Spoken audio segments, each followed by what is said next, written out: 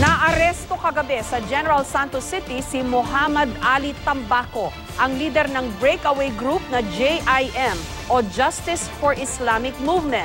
Kasama raw si Tambaco sa diumanoy nagkanlong sa teroristang si Basit Usman at kabilang sa mga nakainkwentro ng PNP Special Action Force sa Mamasapano. Live mula sa Camp Crame, may report si Rafi Tima. Rafi? Jessica, mag-alas 8 na ng gabi kanina natapos ang booking at inquest proceedings sa Justice for Islamic Movement leader na si Muhammad Ali Tambaco dito nga sa CIDG kung saan siya idiniretso mula sa Villamor Air Base. Nagtagal ang inquest dahil kinailangan pang i-verify ng PNP Explosives sa Ordnance Division ang granadang nakuha mula sa grupo. Dahil dito bukod sa kasong murder na nakasaad sa kanilang warrant of arrest, madadagdagan ng kasong illegal possession of firearms and explosives itong si Tambaco at apat pa niyang mga kasama. Mga abogado mula sa Public Attorney's Office ang nagsilbing abogado ni Tambaco para sa inquest. Maayos naman daw ang lagay ng kanilang mga kliyente bagamat may ilan silang kahilingan. Narito ang pahayag ng PAW lawyer nitong si Tambaco. Okay naman, yung problema lang nila yung kanilang pagdadasalan, yung pagsasala nila. I think they have the right to practice their religion also. So yun ang inihingi ko sa CIDG kanina. Kagabi habang sakay ng magkakahiwalay na tricycle papuntang Pantala ng General Santos City, nadakip ng pinagsanib na puwersa ng militar at pulis ang pinuno ng breakaway group na Justice for Islamic Movement o JIM na si Muhammad Ali Tambaco. Mula Maguindanao nakarating ng Jensen si Tambaco dahil kabisado niya raw ang mga terrain at madali sa kanyang magpalipat-lipat ng lugar. Na-recover sa kanila ang granada at 2 baril. Sakay ng Fokker plane ng Philippine Air Force, dinala si Tambaco at 4 niyang kasama sa CIDG sa Camp Crame. Arestado rin sina Datukan Sato Sabiwang, Ali Vali Ludisman, Meshari Eju Gayak at si alias Hansela Omar. Inaresto sila sa bisa ng isang warrant of arrest dahil sa kasong pangumugot umano noong 2013 sa magsasakang si Ricarte Junio mula sa Cotabato. Eksklusibong nakapanayam ng GMA News ang ina ni Junio. Napahagulgol sa tuwa si Aling Virginia nang malaman ng balitang naaresto na si Tambaco. Awa naman ko ngayon, President, sa mga apo ko maliliit pa para makaano man ang pagka-eskwela nila.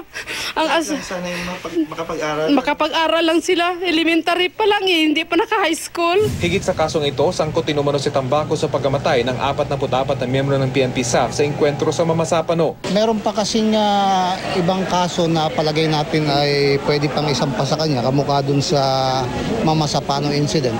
Ang paniniwala natin kasama siya ron. Si Tambaco ay dating Vice Chairman for Military Affairs ng Bangsamoro Islamic Freedom Fighters o BIFF. Kumala sa BIFF si Tambaco noong March 2013 dahil sa alitan nila ni Commander Kagi Karyalan.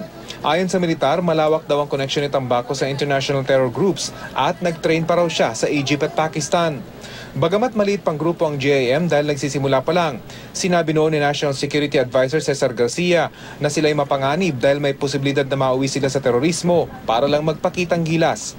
Kabilang din daw si Tambaco sa mga nagkakanlong kay Basit Usman at ilan pang dayuhang terorista. It's a great accomplishment because we were able to nip in the bud this alleged new group, a breakaway group from the BIFF. As I have already stated, that lahat ng mga breakaway group of the MILF, we will consider them, ask them to be declared as terrorist organization.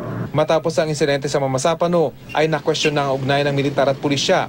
Ayon sa Department of the Interior and Local Government o DILG, ang pagkakaresto kay Tambaco ay patunay lang daw sa matatag na samahan ng AFP at PNP. Magkahiwalay, Jessica, ang detention facility nitong si Muhammad Ali Tambaco at ang 4 pa niyang mga kasama. Nakapiit si Tambaco sa CIDG NCR habang ang 4 na iba pa ay nasa detention facility naman ng Anti-Organized Crime Division sa tapat ng CIDG. Jessica? Rafi, itong kinabibilangan itong si Tambaco ay breakaway group. Kailangan liwanagin natin, breakaway group ng BIFF. Ang BIFF naman ay breakaway from the MILF. Yes, Jessica, at ang MILF naman ay breakaway group ng MNLF. So talagang breakaway group na siya na isang breakaway group. Pero sinasabi nga na po pwedeng maging radikal itong grupong ito, itong JAM, dahil na rin sa paniniwala nitong kanilang mga leader. Kung kaya't maganda nga daw na sabi nga ni General Katapang ay nipped in the bud itong grupong ito dahil ito ay may potensyal na mas maging radikal kaysa dun sa BIFF, Jessica. Ano ang teorya? Saan nang galing itong grupong to? Galing ba sila dun sa Maguindanao? Kasi alam ko, you can travel no from Maguindanao, Cotabato, all the way to Jensan. Ano ang theory ng militar? Saan posible bang nanggaling itong mga to dun sa box na tinatawag kung saan nagsasagawa ng all-out offensive ngayon ng militar?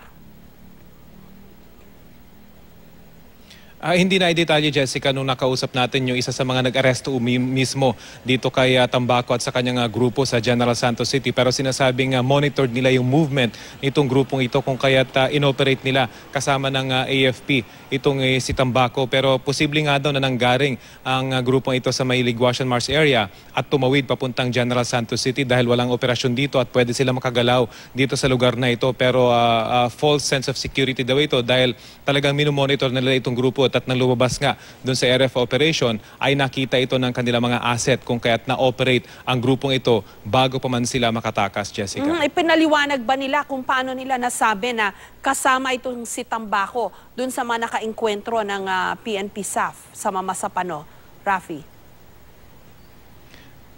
Sa ngayon, Jessica, ay wala pang detalye kung paano nga nila iniugnay, particularly itong si Tambaco dun sa nangyaring pananambang, bagamat siguro ay naaalay na lang sila dun sa mga iba pang armed groups bukod sa BIFF at sa MILF na nakasagupan itong SAF, yung mga namatay na Special Action Force, lalo na dun sa lugar kung saan namatay yung 35 miyembro ng 55th Special Action Force dahil ito yung lugar kung saan talaga nagkahalo-halo yung mga armed groups sa lugar na ito. So posibleng isa nga dito yung JIM at since leader itong si Tambaco ay posibleng kasama daw siya mismo sa mga pumatay doon sa 55th SAC, Jessica. Nakikita ko itong video ngayon, no? Yung ibang mga kasama niyang naaresto.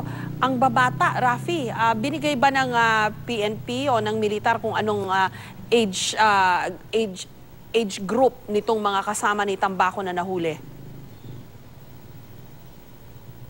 Hindi na natin nakuha, Jessica, yung age nila. Pero isa particularly nakita natin yung pinakahuli doon sa mga naglalakad kanina dahil nalapitan natin ito. Talagang medyo parang teenager ngayon dating. Pero sinasabi nila, over 18 naman na mga ito. Pero isa nga talagang mukhang bata. At itong si Tambaco lamang yung talagang masasabi mong mukhang warrior dito sa mga ito. Pero lahat daw ng mga ito ay mga wanted at kasama daw sa murder charge na kung saan nakasaad dun sa kanilang warrant of arrest. At ngayon nga ay madadagdagan yung kanilang kaso ng illegal possession of firearms and explosives. Mga bagay na hindi po pwedeng piyansahan, Jessica. Maraming salamat sa iyo, Rafi Tima.